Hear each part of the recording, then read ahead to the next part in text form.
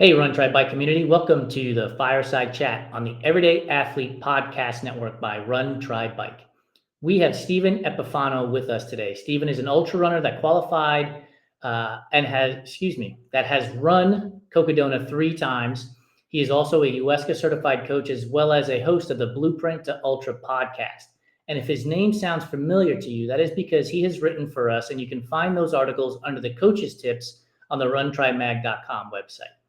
Beyond being an ultra runner, Steve is also a father, son, brother, and friend who returned to running after a health scare in 2013. In 2018, he made a choice to get into running further, which has taken him from 5K to a 250 miler. 3 years after that, he began his coaching career with the goal of helping athletes find the love of running and belief in themselves. Before we bring Steve to the show, let me remind you that this show, the Fireside Chat, is one of 9 shows on the Everyday Athlete Podcast Network on your favorite podcast platforms. I'm sure when you visit there, you will find one or all of them to your liking. So let's bring Steven from the back room to talk to him about his upcoming journeys in the world of trail and ultra running. Hey, Steve, how are you doing today, buddy? Thanks for joining me. Yeah, not too bad. Thank you for having me. You're a podcast host. Is one of the most unnatural things to do is say, "Hey, Steve, good to see you again. Nice thank you for joining me." It's just so unnatural. Especially after you've been talking for a little bit beforehand too. I want to remind our audience that we do this show live, so you might hear a hiccup or a sneeze along the way. That's just part of what happens in real life. So before we get started, I want to ask you our icebreaker question. Are you ready for it? Yeah, I think so. Pineapple on pizza, yay or nay? I'm going to say nay. I've never had it, so I'm going to stick with a no on that one. Yeah, it just doesn't seem like something I'd like. Yeah. It's your South Jersey roots coming through right there, isn't it? Oh, yeah, for sure. They may have it out here in California, but definitely not in South Jersey. Zero chance, dude. It's gotten to the point where people believe that I just hate pineapple. And I'm like, no, I really like pineapple. I just don't want it on my pizza. You can put it on just about anything else, but not on my pizza. Yeah, I mean, grilled pineapple is great too, but yeah, I just don't want it on the pizza. I'm fine with that. That's awesome. So, hey, let's jump into the conversation. Take me back to 2013. I did some research. Your website says that you had a health scare in 2013. If you don't mind sharing, what was the health scare and what made running the thing to do versus any other hobby or sport?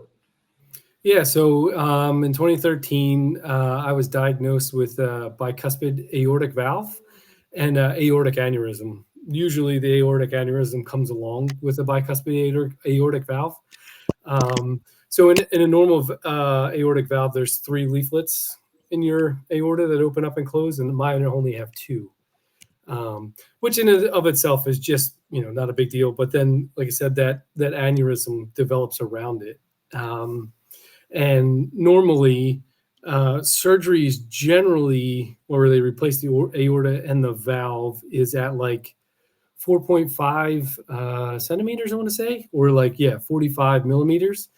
And I was clocking in at 4.4 centimeters. So I was pretty close to open heart surgery. So immediately then it was, all right, we're going to monitor this every 3 months. And see how you do. But I'd immediately stop doing any heavy lifting. Couldn't lift anything over 10 pounds because if you have a sudden increase in blood pressure, that's where it's a excuse me, really a chance of dissection. So that's really what they were concerned about. So really the only thing I could do was light cardio. And then that's kind of where it reignited my passion for running. So I ran track and cross country in high school and stuff like that, but never really I was okay. I was never really that good at it. But it was really the only thing I could do. So, I really wasn't living the healthiest lifestyle, I wasn't eating well. But I had just had my son. I didn't have him. My wife had him. But my son was born. So I was like, you know what? I got to stick around for a while now. So I just kicked over a new leaf and just started running. And before before 2017, 2018, they told me I would never run more than a half marathon. That was kind of the cap, because there really wasn't any studies that was surrounding an aortic valve and an aortic aneurysm with endurance athletes. So they just capped it at like a half marathon. So I was like, all right, if I'm going to do a half marathon, I'm just going to keep doing a half marathon. So couldn't get my heart rate up over 180. So that's where it started, like a lot of those easy effort miles. And that was before like I really knew what I was doing. So I was just going out and running and just trying to start eating right and everything. And then that's kind of where it all started. So let me ask you a question about the idea of running sort of being taken away from you, right? And then getting it back. Was it, I can't wait to get back to running because I did it in high school, or was it, well, this is the only thing I can do, and so you kind of were forced into it? It really was like, this is the only thing I can do. So that's where I was like, all right, if I can run, then I'm going to run. I mean, honestly, in college, I just gained like 30 pounds. Like I would say probably 80 to 90% of the people who go to college, right? They have the freshman 15. I just doubled that. Yeah. And I was just sitting around drinking and lifting weights, and that was about it. So I really wasn't being very healthy. And I kind of kept that going into, when I got back and graduated. And, you feel like you're being healthy, just like hanging around doing that kind of stuff, but you're really not.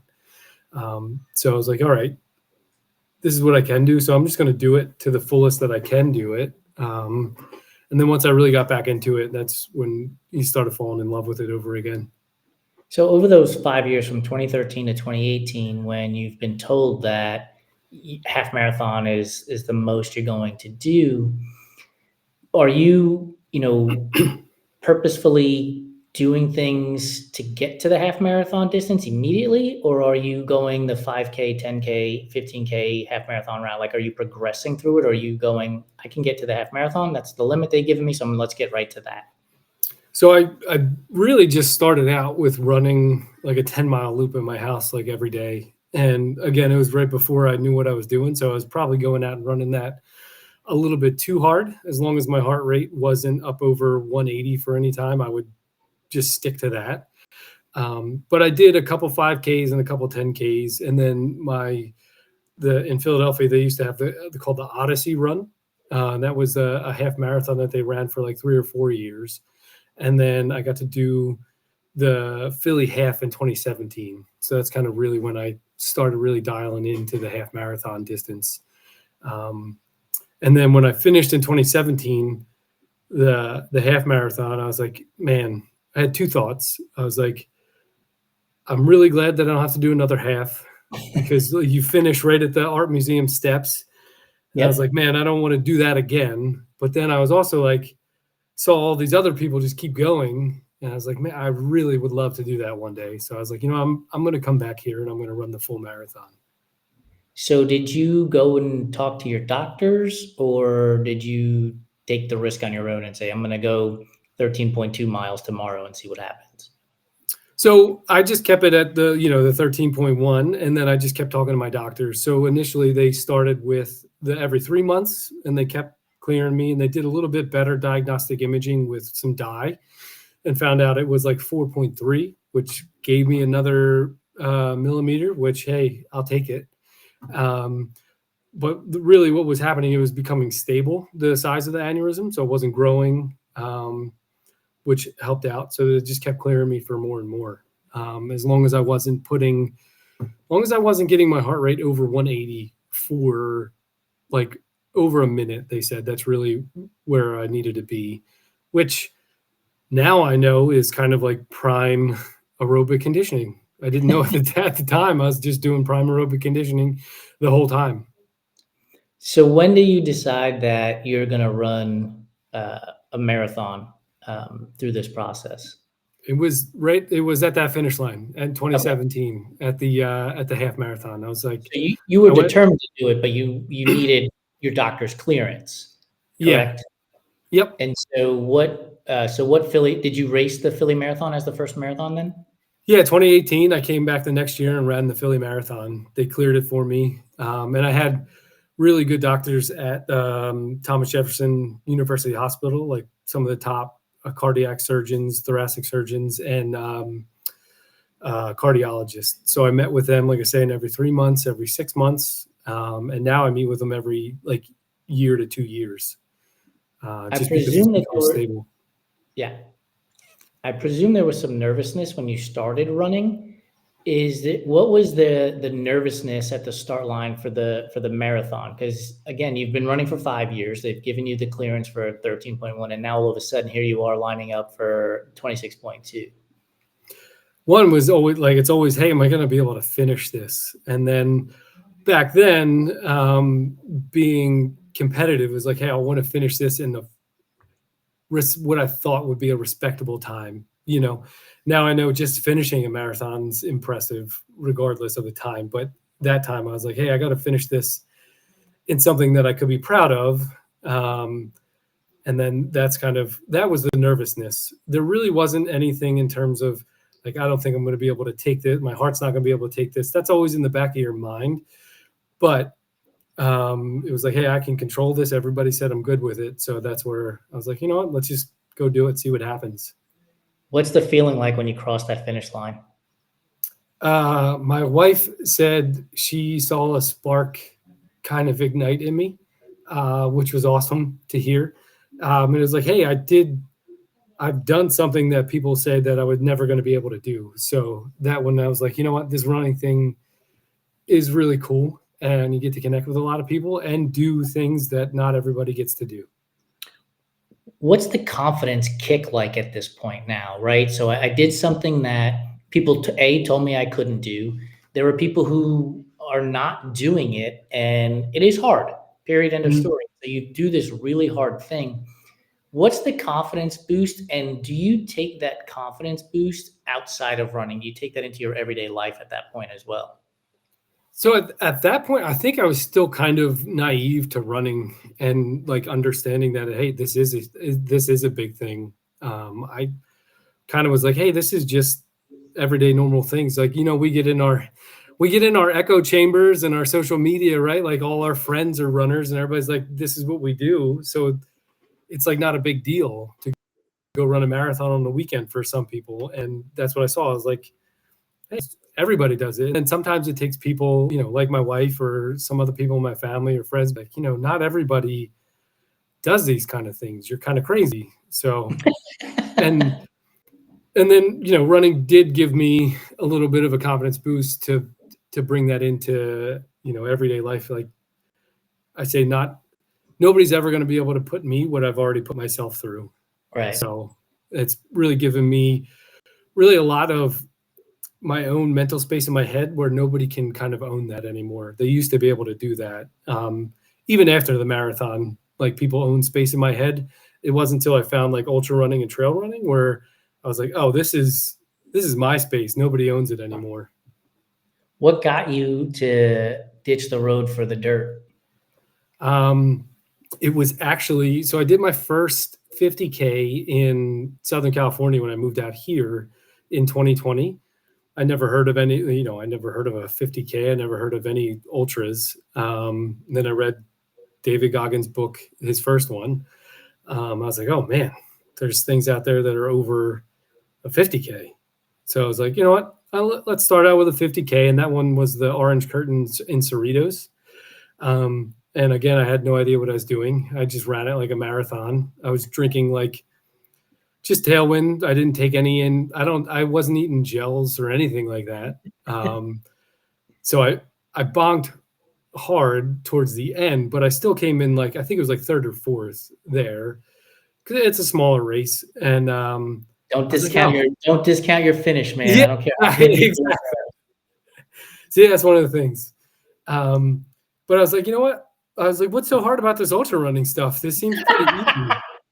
And then I did the Black Mountain 50K in San Diego, right outside of San Diego. And that has like 5,000 feet of elevation gain. And my buddy lives in San Diego. I hadn't seen him in a while. I was like, you know what? why don't we get lunch after this race? I ran this last one in like 4 hours, 45 minutes. It's got elevation gain. Maybe I'll run it in like 5-6 hours.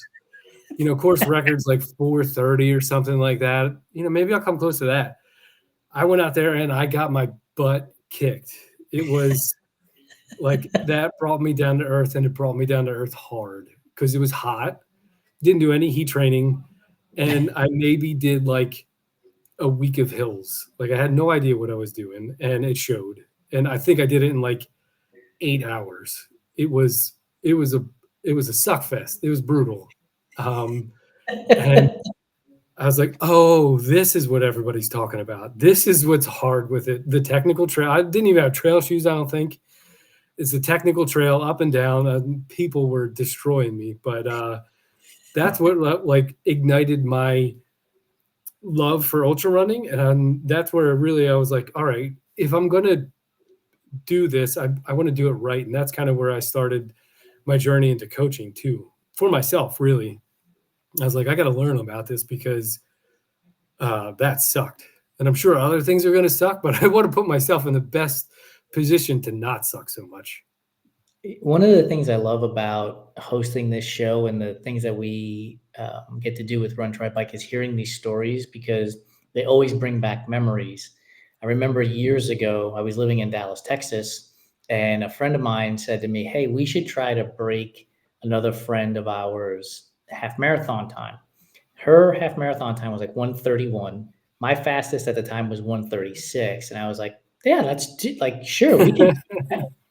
And he says, well, the race is in like 2 or 3 weeks. Like, we haven't trained for anything like this, right? We're ultra runners, and we're going to try to run 1:31 or less in a half marathon. And after the first 2 miles, I'm on like a 6:50 pace. And I'm like, holy shit, we're going to do it, man. Like, yes. Right. And then everything starts falling apart.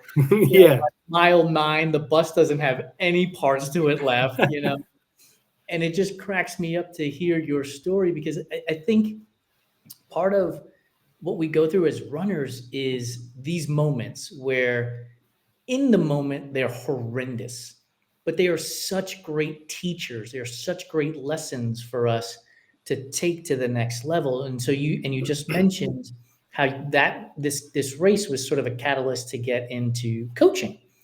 And you mentioned that you were doing it for yourself. So was the idea like, I'm going to get certified as a coach so I can put a better training plan together for myself, so I can learn about hydration, so I can learn about nutrition, and not think about coaching others? Is that how kind of it started then?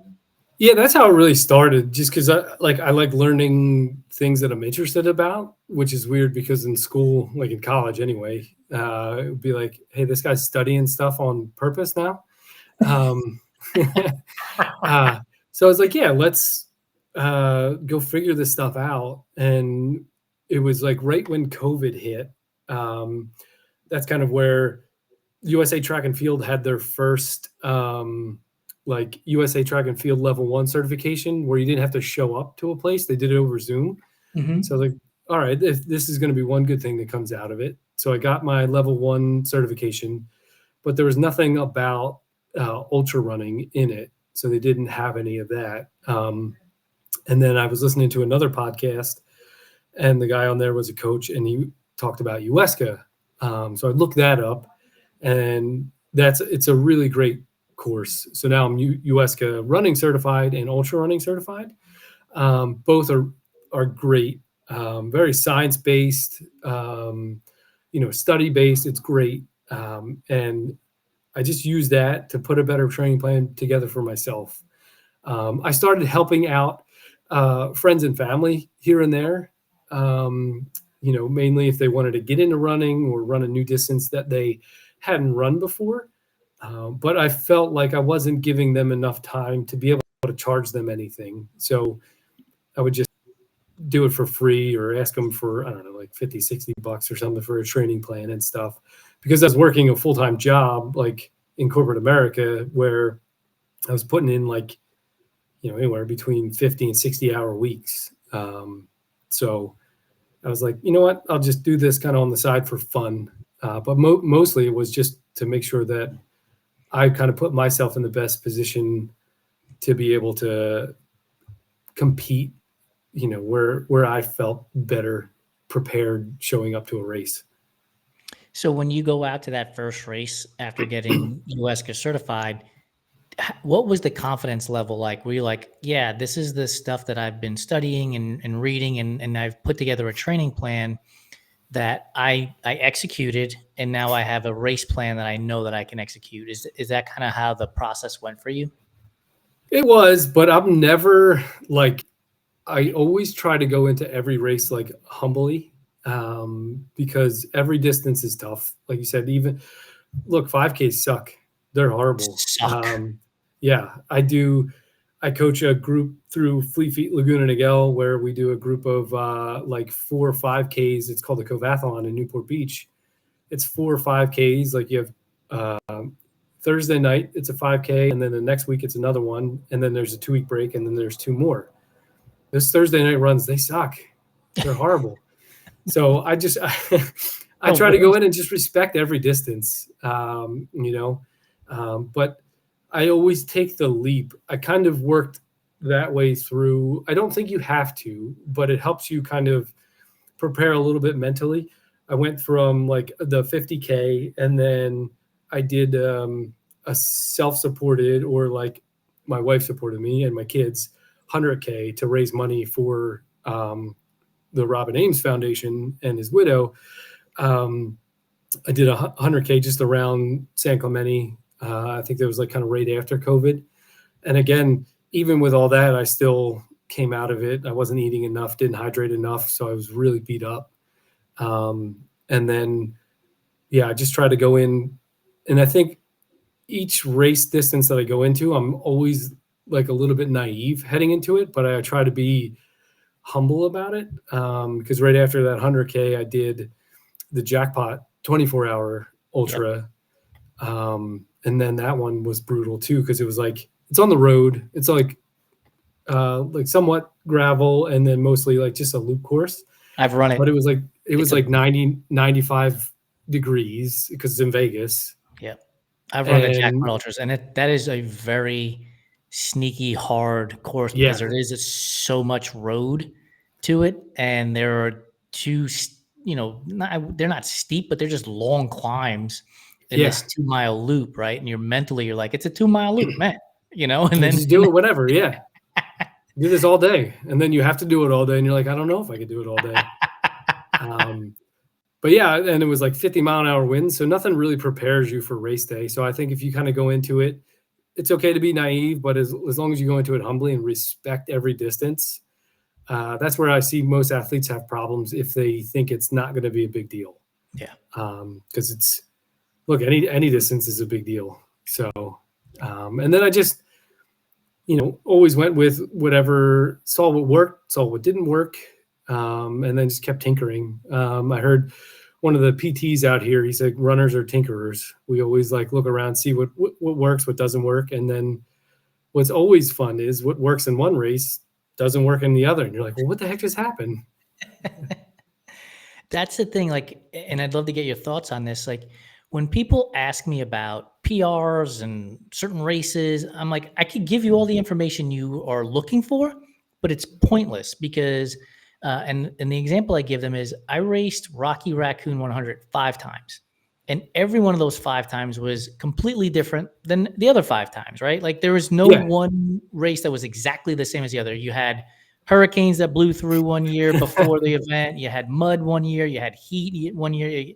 They had to change the course a couple of times. Like it's under the umbrella Rocky Raccoon 100, but the actual race in and of itself is completely different. So when you decide to go back to do a particular race, if you do go back to do a particular race, what do you try to keep as far as, I need to train to do this and I need to prepare for this? And what do you like? I need to get rid of that because who knows if that's going to happen again in a generic sense. Yeah. So mostly like if nutrition works, I stick with that. And then hydration. And then like foot care is huge, especially on the trail.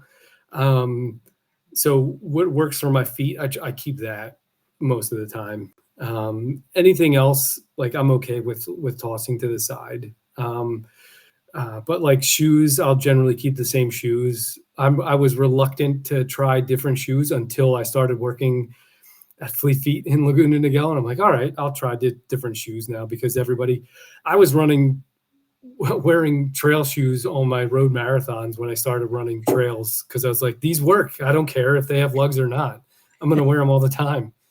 But yeah, and strategies. And I think finding out over time, really, what I really like start focusing on more is effort instead of pace. That's kind of what I find really works. And it's hard for some athletes to kind of understand. But you can surprise yourself if you're really just focusing on effort instead of pace. Yeah, I'm a big believer in RPE. Like that's Yeah. what I focus on. And I also, with my own training plan, is focusing on time versus miles. And the reason why I do that, and I'd love for you to chime in, is, Tuesday morning you wake up, you might feel spry, and you might be able to run, 6 miles, 7 miles in 45 minutes. And on, Wednesday you wake up and you feel like total garbage because you didn't sleep well, food you ate or whatever. And you go out and you run your 45 miles, but you might only get 4 or 5 miles in because it just doesn't, it's not right. You don't feel right. And so I always go by time when it comes to training for that reason, because you don't know how you're going to feel that day. What are your thoughts and takeaways on training on time versus mileage?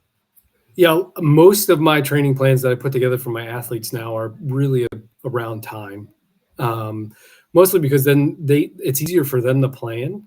If you say all right, you're going to go run 15 miles. It's like, well, how long is that going to take me if I'm running this pace? But if you say go out there for 3 hours, then they know they're going to have to be out there for 3 hours. Yeah. And I also find that it slows a lot of my faster athletes down, in terms of it puts them in that like aerobic effort area that they need to be, instead of trying to run as fast, that 6 miles as fast as they can. Why are we like that? Like, why are runners like that? Like, hey, here's a 6 mile plan. I got it. I'm going to finish this thing in 35 minutes. But if but if I told you to run for 45 minutes, you might still get 6 miles. Like, why are we like that? It's I think it's just from old school spreadsheets. You're just looking back at what you did before. And then now Strava and Garmin and Chorus makes it so easy to look at your previous segments and be like, hey, I'm going to beat that, or I'm going to beat the guy who just did that. So I try not to look at any of that and just go run my training that I need to. You bring up a good point about Strava and social media, essentially. Like, when you're for yourself, how do you remove the conversation on social media from your own training plan? Because you can open up any app and inevitably there's going to be somebody on there who posts that they had a great run and they did a set of PR. And it doesn't even matter if they're within an earshot of your pace, right? You see that they've done and they've set a PR and you're like, well, I've got to do it too. And so how do you work on that balance between, I love social media, I can connect with people, we have a running community, and I've got to avoid social media because I need to just go run my training run or my race my way? Yeah, it's so easy nowadays, and especially for new runners. And that's kind of what I did when I first got on like Instagram, was just fall into that comparison trap. But a really true believer that comparison is the thief of all joy. You could finish a 100-mile race and you did it in 28 hours, and then the winner's doing it at 15. And you're like, why can't I get to 15? You just ran 100 miles, right? It just takes that, like, that's your buckle. That was your race. And then you should be happy about it. So why are you comparing yourself to somebody else? Because you're not that person. So it took me a little bit of time, but then, I'll look at people's training plans and I'll take away things that work for me. But I'm like, I try to shut out all that other noise that is outside of that. But yeah, it's really hard to shy away from that comparison trap. But I really don't look. The only thing I look at is local legends, because I'll run a hill like 50 times to get a local legend, but I'm not going to run a segment faster than I need to. It's awesome. Strava is one of those platforms. If you allow it, to get into your head, it will absolutely get in your head. Like I remember, this is ages ago, probably 10 years ago, seeing a runner would post and the title would be easy run, easy run, easy, right? And you click on the information and the data that shows up and everything is in zone 4 or 5. And I'm like, that is not an easy run by any stretch of the imagination. Yeah. Either A, you haven't set your zones correctly, which happens, or B, you're running to the Strava account so that somebody will be giving you kudos, which is going to do damage to yourself in the long run because there's potential for burnout, injury, and so many other things.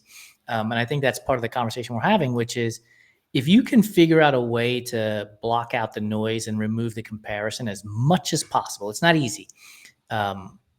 Running and social media become far more community driven than they do competition driven. Yeah. And that's what I try to focus on as a community, because it's crazy the amount of people that you get to meet doing the things that we do, even at like the LA Marathon and New York City marathons. Like there's 40,000 people, 55,000 people there. And you're like, oh, hey, I ran that too. So it's really cool being able to connect, or like see people in your neighborhood. You're like, hey, you live like down the street from me. Like, should we go for a run together? Like, yeah, let's go. Like that's always the cool stuff. So I try to keep that in perspective instead of I should be doing these types of workouts or do this. And that's what I find with a lot of my athletes. They're like, oh, I want to get faster. Like, well, why do you want to get faster? Are you trying to PR, or is it, like you said, just looking for kudos, or like, is fast in your repertoire? Like, do you have to go faster? Like, I think that's just, everybody wants to go get faster instead of being more efficient aerobically. And that's where all the gains come from. 100%. I think the other thing too is, in today's world where I can click a button, I can have a package at my front door in 5 minutes. It's, well, I put on running shoes, I should be able to win this marathon, tomorrow, right? Like this should happen easily. Like everything else is so easy in the world today. And I think there's a learning curve that happens there with people. And in some cases deters people from continuing on, because it turns out that it is work. It turns out that it is hard. Like, I've been doing this stuff for 18 years now. And it's easier because I'm more efficient. It's not easier, right? Yeah. Like I understand how to structure my training plan. I understand how much time things are going to take, and I can do that in that way. It's still hard to get out there and run the miles and put in the hill repeats and everything else. Like that stuff is still hard. I'm still panting. I'm still sweating. Like I can't wait to lay on the floor in the summer when it's, 100 degrees out. Like that stuff is still hard no matter what. Yeah. But I do think that people lose sight of the fact that this stuff takes work. Like you started in 2013, you're, 10 plus years into this. And I guarantee you that there are things that you're like, I could still improve at X, or I can improve at Y. Oh yeah. Right? Yeah. You can improve every day. You just try to get a little bit better each day. And it's also tough to compare yourself to what you were 5 or 6 years ago, Without a doubt. Sometimes it's just, you're just not going to get there, but that's not to say you won't be able to. It's just, they're just different days and, different years and different stress levels and stuff like that. Yep. But yeah, that's what I do, like having the data at your fingertips, but I try not to get lost in it. And that's kind of, like you said, that's why I coach mostly by RPE, because then like heart rate can be like discouraging for a lot of people. Yeah. Some people's heart rate jump up to like 140 getting up and going for a walk. Right. So they're going to be walking most of the time. But if you go by RPE and you're really honest with yourself and honest with your coach, I feel like that's a really good way to develop that aerobic capacity that you need. I tell a lot of my athletes, like, it takes a while, but the benefit far outweighs trying to add speed or, threshold too early, because you're going to have minimal gains from that. But if you work on your aerobic engine consistently and dedicated, then you can always pivot and throw in threshold and speed later on. And then that's where you're going to get your like sustained gains. You unintentionally opened up Pandora's box in a sense. So data, right? Like nowadays, You can get data from Garmin or Coros. You can get data from Training Peaks. You can get data from Strava. Whoop or Aura rings. I mean, there's Amazfit has a product out now. And I know in the last couple of days, there's the introduction of a shoe that is somehow going to be measuring power or effort or something to Jeez. that effect. And it makes me wonder, like, where is the point of diminishing returns on data? Like for yourself, you said you look at the data, but you don't get lost in the data. Mhm. At what point would you consider yourself lost in the data when you're like, okay, I need to stop this because I'm looking at stuff that really doesn't matter at this point? I mean, I think if you're looking at it, I would say like every day, right? And you're just like going in and reviewing every run every day and looking at every single, like, all right, what's my cadence? What zones was I in? How long did I spend climbing? Things like that. But if you look at it, the way I try to look at it too, it's like if you look at the stock market every day, it's crazy. You can lose your mind. But if you look at it and you look at trends, that's where it can be insightful. So, if your resting heart rate is going down, then you're like, okay, looks like my aerobic capacity is kind of increasing. Then you can kind of make correlations that way. Or if it's on the other way, if it's on the upswing, what am I doing? Am I not getting enough sleep? Things like that. Or like that, what is it, HRV status? I know that comes up like constantly, changing your HRV status. You're like, I just had a poor sleep last night. Take it easy. But I really think if you look at trends, that's where you won't get lost in it. But if you're in it every single day, like, analyzing your entire workout, like, this is the calories that I burned out. This is the power that I had. So it's like, I try to be a little bit cerebral with running, but then a lot by gut, because your gut really knows what's going on for the most part. And that's where RP comes into play big time, right? You start understanding your perceived exertion and what what I have found over time is the RPE and the paces that you've been trying to analyze all come to a point, right? Like, you're like, okay, if I'm running at an RPE of 5, 6, 7, 8, whatever the number is, that equates to a 9-minute mile. And all of a sudden, all of the math starts to work itself out because everything comes to a point where you look at that stuff. We're running out of time here, but I do want you mentioned the Robert Ames Foundation. Is that correct? Yeah, Robert Ames Foundation. Can you give us a little bit more of information on that? We'll put this in the show notes as well. What is it, Sure. and why are you a part of it? Yeah, so in 2020, one of my good friends from college, from West Virginia University, he was riding his bike on the way home from work, and he got hit by a car, by a distracted driver. And ultimately lost his life due to an accident that was just pure negligence and could have been totally avoidable. And he left behind 2 daughters and a wife, and sister and brother, mother and father, and all his friends. So it impacts, the scope of that is really impactful. So what we try to do, it's a grassroots foundation. We try to bring about education around distracted driving, as well as raise money to put distracted driving programs together, particularly in the state of West Virginia. We focus on legislation to make penalties a little bit harsher for distracted driving. And then we also give back to the community. We give back.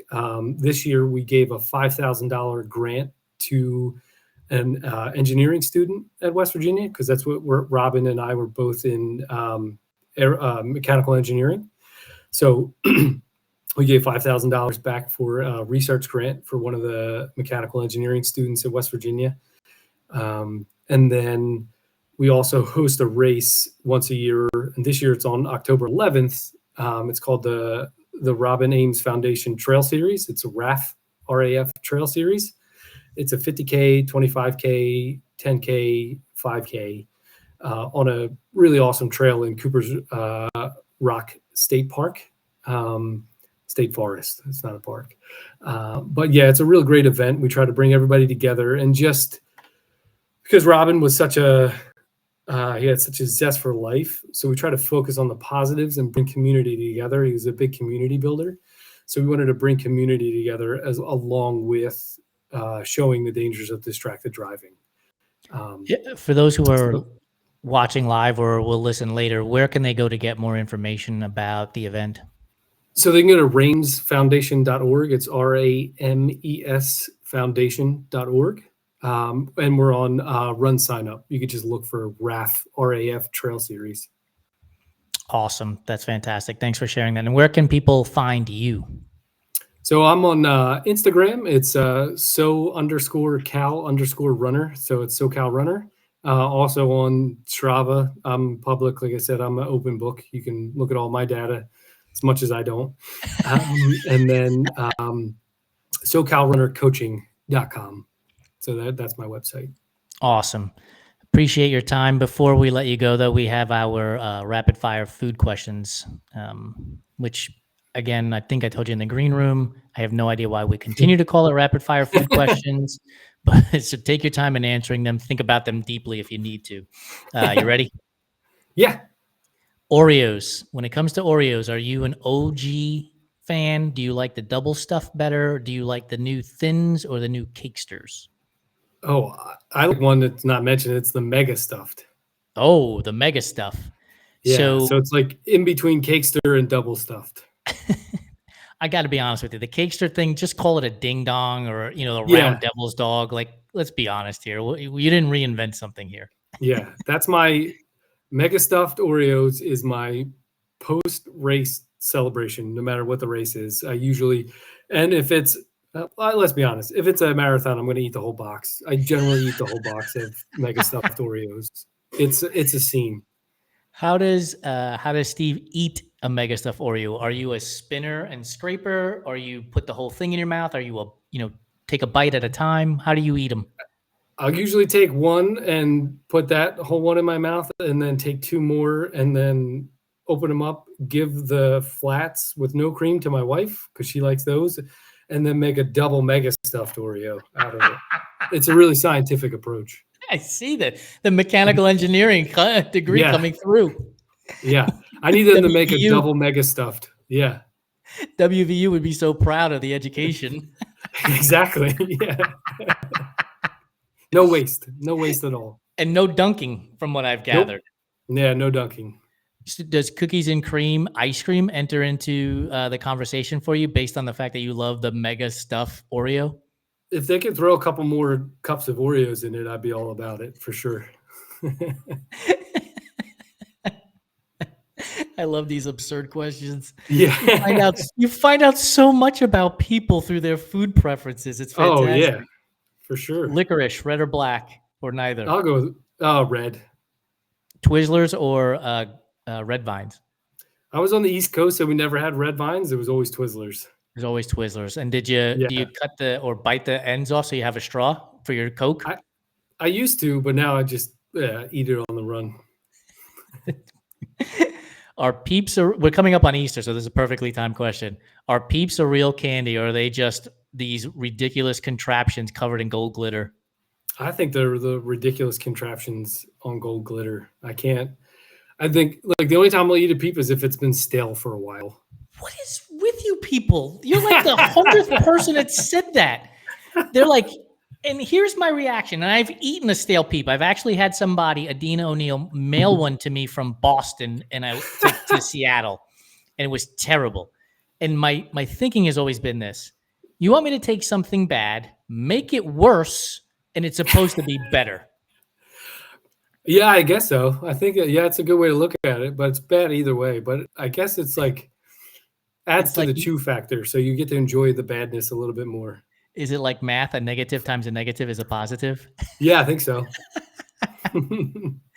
Candy corn. Is candy corn a real candy, or is it just earwax coated in sugar?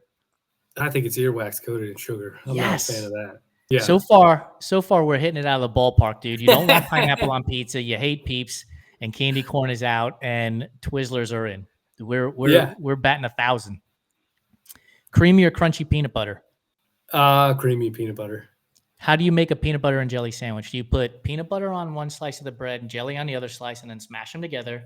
or do you put peanut butter on one slice of the bread, jelly on top of that, and then slat the other slice of bread over the top? I put 2 pieces of bread, peanut butter, and then jelly in the middle. Oh, double peanut butter. So there's no leakage coming out because the peanut butter acts as like a barrier. I'm telling you, the engineering degree coming to work. That's the only time I get to use it. How do you, when you've made the peanut butter and jelly sandwich, do you just go right in and eat it, or do you cut it into 2 triangles, 2 rectangles, 4 squares, or 4 triangles? I get pretty lazy, so I just go right for it. The questions on peanut butter and jelly sandwich eating never end, dude. So when you go right in, do you go into the middle, or do you act like a typewriter and just go across and then go across? Middle first and then corners, and then middle first and then corners. I'm going to have to write a book.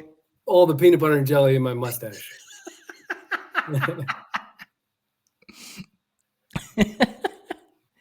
Is a hot dog a sandwich or a taco? Man, that's a tough one. Because I don't think it's a sandwich because you got to go taco with it, I think. Yeah, I'll go taco with it. No, you got to go sandwich because it's bread. Like a taco's on a tortilla. Well, I've had tacos, or if I had hot dogs on tortillas too. Yeah, so have I.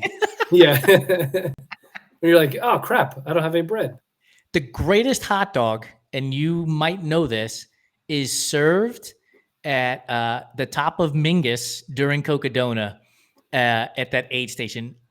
It is the greatest hot dog. It may taste like shit on any normal day, but when you get up there, like I had my crew that had to put crushed potato chips, mustard, the hot dog, and then mustard and crushed potato chips on top. Oh man!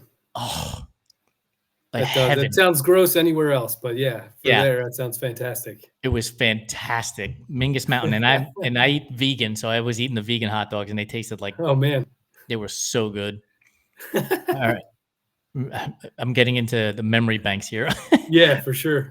Red velvet cake. Is red velvet a real flavor, or is it just chocolate cake dressed up to go to the prom? I think it's chocolate cake dressed up to go to the prom because, I mean, I'm again East Coast. That's like a southeastern thing for me. Yeah, same. Never really had it. Yeah. And I get it. Look, don't send in your hate mail about red velvet being a real flavor. I got it. Alkalized cocoa and yada, yada, yada. But when you go to like a grocery store and it's in the display case, all they did was add red food dye to that. Like you're paying $12 for a $6 slice of cake. Yeah. Favorite flavor of ice cream is? It goes like Rocky Road or mint chocolate chip. Oh, mint chocolate chip for sure. Without that. Favorite candy bar? Snickers. Yes, good call. Gotta go Snickers. But the 100-gram bar is right up there too. Yeah, it's pretty close. Chocolate chip cookie or oatmeal raisin cookie? Oh, chocolate chip all day. But do you like the Chips Ahoy, which are like little hockey pucks, or does it have to be like fresh baked out of the oven? It's got to be fresh baked out of the oven because that reminds me of my grandma. She would make chocolate chip cookies, and every batch would be completely different because she forgot the recipe. Well, some would be really flat, and some would be really puffy, and you're like, oh, you don't know what you're gonna get. So it's great. So sticking on the grandma conversation, every grandparent has a bowl of candy. There's always a butterscotch. There's always a hard candy that has strawberry filled, and it's got like the strawberry wrapper. And then there's the swirly mint. Which one of the three are you grabbing out of grandma's candy bowl? Always go for the strawberry one first. I'm a butterscotch guy. Butterscotch was always last. Strawberry, mint, and then the butterscotch. I will say this, though. When you're out on the trail and you're running, put this in your coaching plans for your athletes. Like, always have a handful of mints with you, because once you pop that in during a rough time, that like fresh breath, it wakens you up, man. It brings you back to life. That's such a good idea. I tell them to bring, and I usually do, gum. I'll chew gum sometimes. Yeah, it's great. Pop-Tarts, frosted or unfrosted? Frosted. Favorite flavor is? Cinnamon and brown sugar. That one. Nice. Yeah. Gotta go. And then you eat the outside first, and then you go to the frosting. Tuna, egg, or potato salad? Which one are you bringing to the cookout? Tuna salad. With interesting. Yeah, with like the elbow macaroni. Yeah. All right. You can only eat sweet or savory for the rest of your life. Which are you going with? I gotta go savory. I can't do sweet all the time. Yes. Too many choices under the savory Yeah. umbrella. Oh yeah. Last one for you. A tray of brownies has come out of the oven. It's sat on the counter long enough for it to get cool enough. Are you going to the corner edge? Are you going to the edge middle? Or are you going straight into the middle for the ooey gooey? I go corner edge. It's such a great place. You can hold it. Got it. You get the Yeah. ooey gooey as well. Yeah. And then you just go into the corners later. It's great. As an East Coaster, are you a Sicilian pizza kind of guy? I do like them, but I'm a fan of thin slices. Yeah, you got to get New York style pizzeria for sure. Yeah. Pizza for sure. Absolutely. Steve, thank you for joining me today. I really appreciate your time. I appreciate you wading through our rapid fire, completely absurd food questions as well. All of ways to get in touch with Steve will be in our show notes, and you can visit runtrimag.com to get articles written by Steve about coaching. And if you're interested, you can obviously get to him and contact him through our website as well. Steve, have a great night. Appreciate your time, man. Yeah. Thank you. Have a good one.